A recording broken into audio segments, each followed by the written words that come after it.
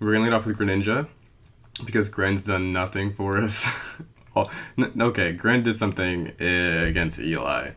Well, let's be nice. Let's be nice. We don't have to go there. I mean, you're not wrong, but you didn't have to say it. I mean, good Lord. What it do, YouTube? It's your boy Eli the Rebel, and welcome to PDD semifinals. Yeah, that's right.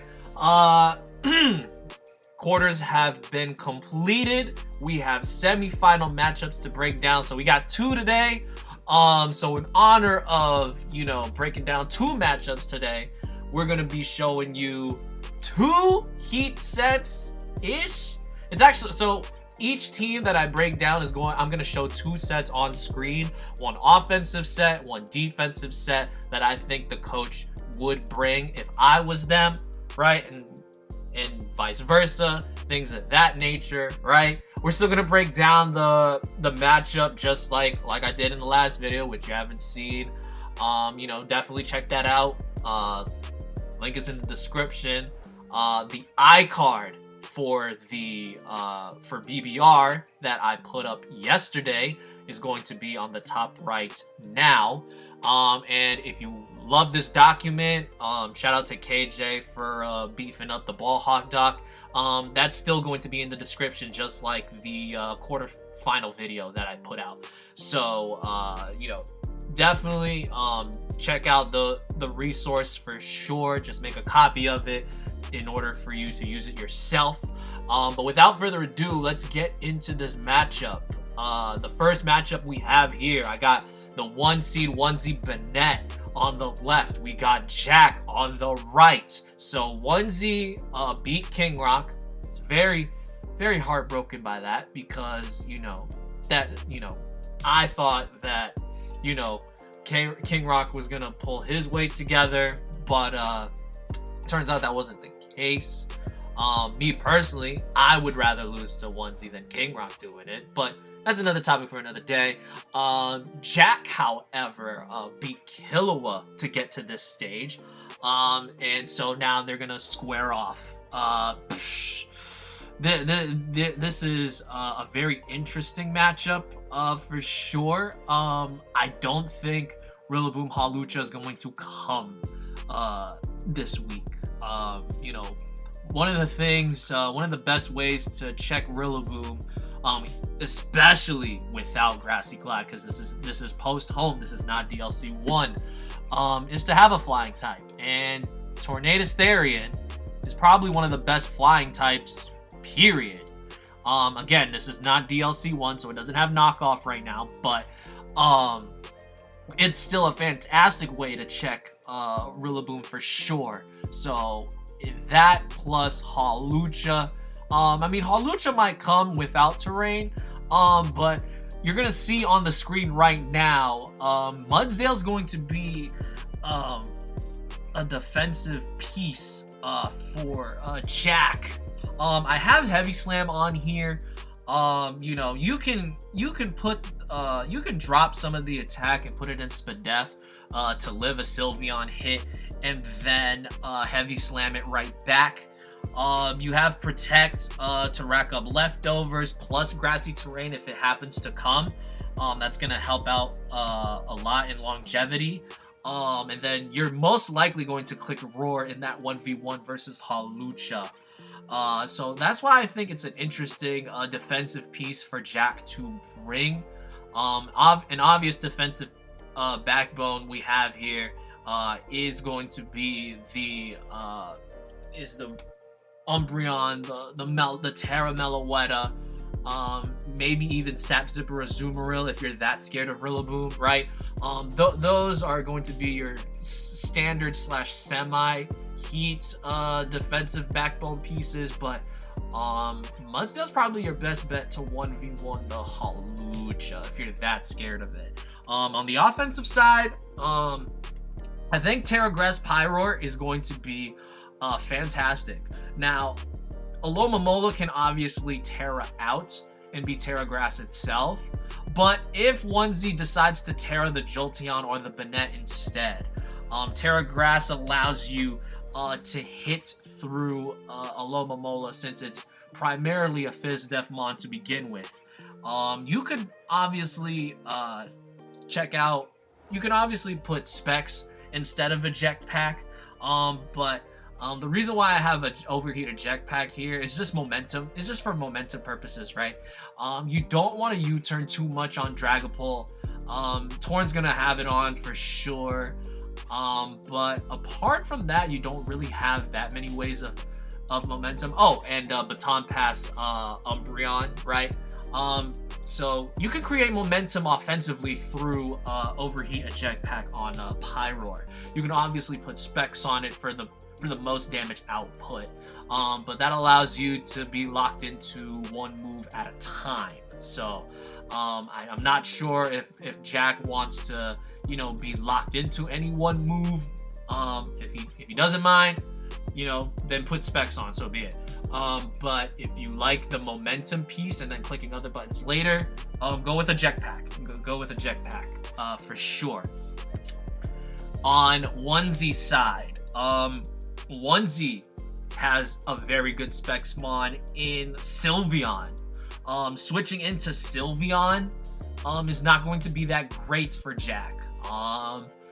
You're forcing to bring Magneton, and Magneton doesn't really want to come to this game when you have Iron Treads, Iron Hands, Cinderace, right? Those top three alone give Magneton a terrible time to come to this game, which opens up Sylveon to click Specs Hyper Voice or click Specs Psychic to catch to hit Glimmer, right? Defensively, you have Iron Hands. Now, the spread on this, this looks like a very boring spread. Like, there's no seasoning on this spread whatsoever. I'm not going to lie, but this is literally just a copy and paste from my UU Rain team with like Pelipper and Crawdaunt and all of them and all those guys. So literally the only difference is Facade. And the reason why I put Facade on here is, you know, if for whatever reason, like Pult wants to, like, for example, if it's Mortal Spin, Glimmer, you're now boosting Facade now. The only thing that wants to take on Facade is like Mudsdale and Dragapult, but like they're asking to be Ice Punched, you know what I mean? So there's really not much that wants to come in on Hands, and Hands can take a lot of hits with AV plus the Spadef nature. Who do I think's gonna win in this game? Me personally, I mean, if we're taking, like, okay, so realistically, I want Onesie to win because, like, if Jack makes it to finals and wins this, right, he's already a 3-time BBR champion. Like, do we really need him to be PDD Season 1 champion on top of that? I mean, oh my goodness, that would be just a yikes in my book. We're really gonna let Lurantis win a league? Are we really letting that? Are we allowing that to happen? So, as much as I like Jack, like, you know, matchup wise and everything, I'm rooting for Onesie to win it out just for the other logistics side of things. But if we're taking emotion out of it,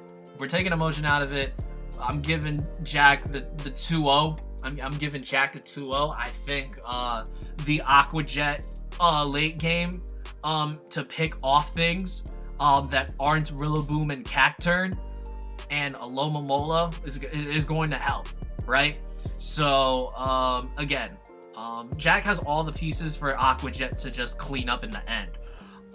So which is why I suggested the Pyroar. I think Pyroar has a really good time to come this game. And that will open up for Aqua Jet endgame.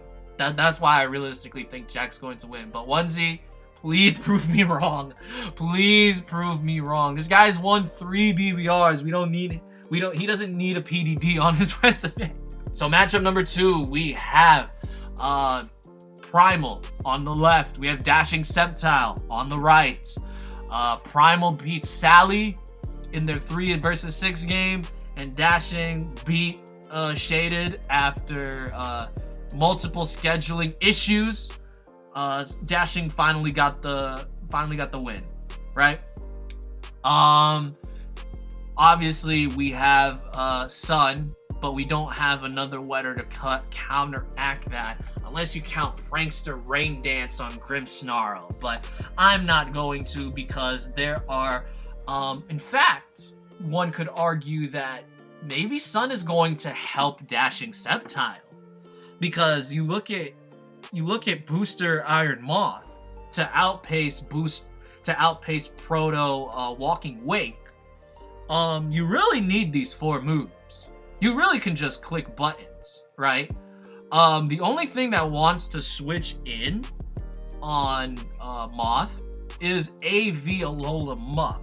But as long as you keep Donphan alive, once Donphan gets rid of Alola Muck, Iron Moth just goes in. That's why they're both. That's why I have the offense defense piece, you know, on the screen right now, because they're gonna work hand in hand together and help each other out, right? Realistically, I don't think anything else wants to switch in on Iron Moth once Muckalola goes down, because you know, yes, Darkspawn gets well-baked body, but it's going to lose to Iron Moth unless it Terra Steals to be immune to Sludge Wave. Primal's gonna have to be very, very techy to not let Dasher use the Sun against him. So while I think, yes, like Walking Wake is going to be like the obvious, like, you know, breaker, cleaner, like, you know, the primary offensive piece, if there's ever a time to bring Scyther, it's got to be now. SD Trailblaze just looks super, super good. Now, no dual wing beat, which is unfortunate, but Aerial Ace is fine. It's Technician boosted and it's Stab. You can Terra Flying to boost it even more. And then I have Brick Break here for Dual Screens Grim. You can actually change Terra Flying to Terra Electric with Terra Blast if you're really worried about Vaporeon. But I think Terra Flying Aerial Ace just does so much damage to the rest of the team. Moving on to the defensive piece, like, it's not really a defensive piece. Like, yeah, Bronzong is a defensive mon, but I think, like, you know, right? Because even without Levitate, like, you're going to take on Donphan just fine. So I think Heat Proof to take a hit from Iron Moth is great. You get up Trick Room and then you just Psyshock. And then you just Psyshock at the next turn. Yeah, you could run EQ on it as well, but the Stab Psyshock, I'm pretty sure is gonna do more. You have Weather Ball here as a way to hit Fortress, because it doesn't really get fire coverage outside of Weather Ball. And then Flash Cannon is to, you know, hit through Grim.